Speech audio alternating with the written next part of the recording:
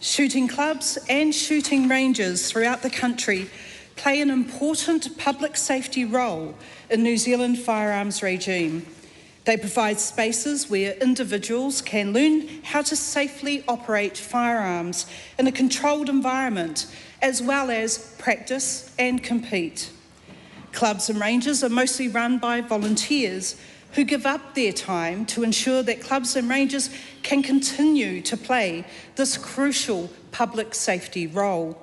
However, legislative changes introduced in 2020 placed a heavy regulatory burden on these volunteers. While some of these changes have been positive, others went beyond what is necessary to ensure public safety. I've heard from club members and range operators that this regulatory burden is too high and may force some to consider closure. This bill simplifies the regulatory requirements for clubs and ranges to reduce the burden on operators while maintaining safety requirements. We will be helping these places to stay open, which is in the interest of the public. This bill represents a shift to a more collaborative approach to work with clubs and range volunteers to ensure regulation is fit for purpose, while also ensuring the safety of club members, range users and the public. I'd like to thank the Justice Committee for its thorough consideration of this bill.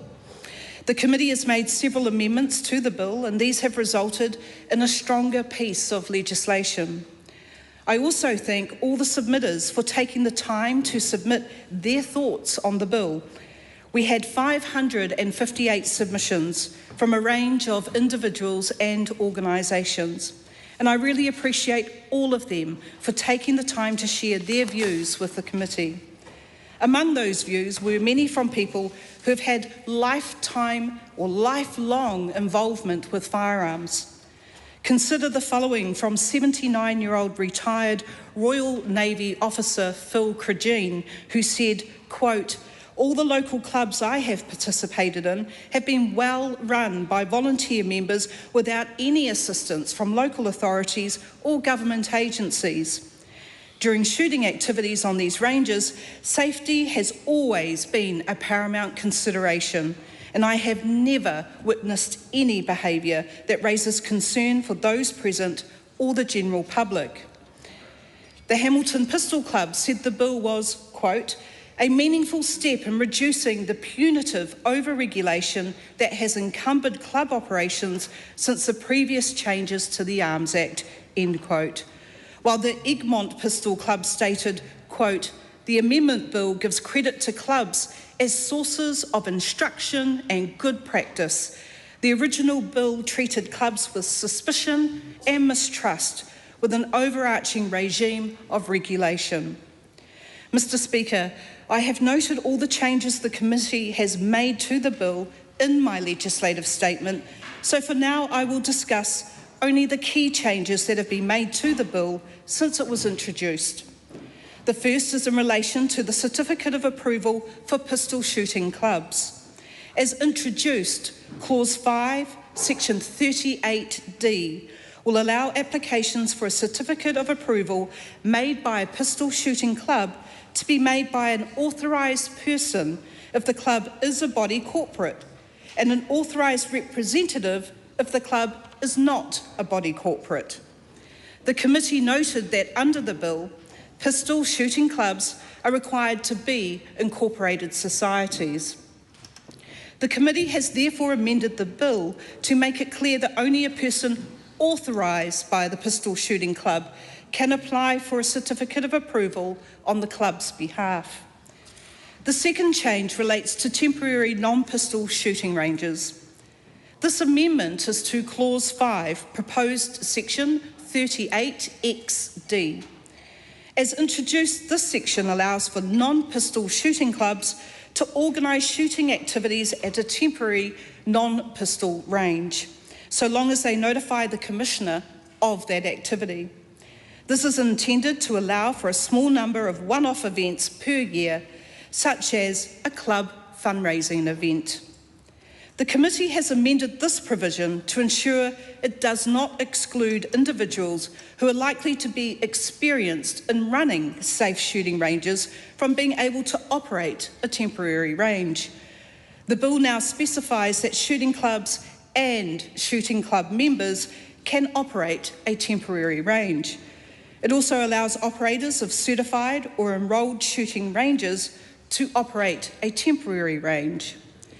The committee has also made a change to the definition of a temporary non-pistol range by inserting a definition for a shooting event to clarify that an event can last no more than 4 days, as this was ambiguous in the bill as it was introduced.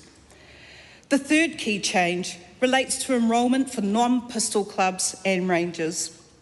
For non-pistol ranges, the bill replaces the approval requirements with a new system of enrolment. This is intended to support clubs and ranges by reducing compliance where there is no clear public safety benefit. The committee has made 3 changes to the enrolment system. The first is to require non-pistol shooting ranges to declare that they have range standing orders in place when making an application for enrolment. This was originally intended to be in the regulations, but I welcome its inclusion into this bill as it's an important safeguard to ensure public safety. The second is another tweak to the application process by requiring non-pistol range operators to declare that they have obtained all necessary territorial authority and regional council consents to operate the range. This is for the sake of clarity, as shooting ranges are already required to obtain the relevant consents under resource management law. The third is to insert transitional provisions to ensure that any pending applications for approval or certification under the current system are treated as applications for enrolment once the bill is in force. I welcome this change, as it avoids clubs and ranges having to needlessly begin the application process anew. Mr. Speaker, that brings us to the end of the substantive amendments, and I want to once again thank the Justice Committee for its careful consideration of the bill. The committee's work has made refinements which support public safety and will help reduce the burdens placed on shooting clubs and shooting ranges. I will note, though, Mr. Speaker, that after reading the opposition's differing views, it's become quite clear to me that none of them have a real understanding of the firearm laws, mostly implemented by the opposition.